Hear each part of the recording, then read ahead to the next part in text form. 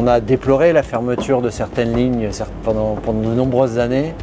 Aujourd'hui, nous, en Hauts-de-France, on est plutôt en train d'en rouvrir et d'en moderniser certaines après une courte interruption, le temps de faire les travaux. Alors, mais le plus important, c'est que ça rouvre. C'est un train qui regroupe plusieurs milliers de personnes par jour, entre 3 et 4 000 montées-descentes sur cette ligne. Donc c'est une ligne importante, entre deux villes importantes de notre région. Et il n'y a pas que le TGV dans la vie, il y a aussi le TER, le train du quotidien. Mais je travaille aussi avec les élus locaux sur le développement des cars interurbains. Donc c'est ça le maillage des transports du quotidien. Le TER, le car, c'est de la décarbonation et puis surtout c'est de la mobilité à un bon prix.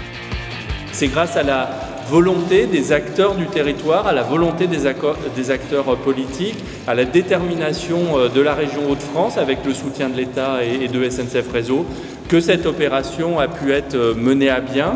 C'est 28 km de lignes sur lesquels les travaux ont été faits, c'est 15 communes, c'est 7 gares et c'est plus de 70 000 habitants qui sont directement concernés par cette nouvelle infrastructure.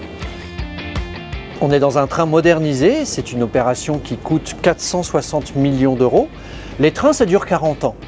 Mais à 20 ans, au milieu de leur vie, il y a besoin d'un gros entretien, comme on le fait pour une voiture. Et nous, on en profite pour pouvoir moderniser l'intérieur, mettre par exemple des prises électriques pour recharger ses téléphones, mettre des systèmes de communication comme le Wi-Fi, mettre des caméras de surveillance pour permettre aux contrôleurs de vérifier et aux conducteurs la bonne conduite du train et la bonne marche du train. Donc ce sont des opérations qui sont complémentaires aux achats de trains que l'on fait, de trains neufs.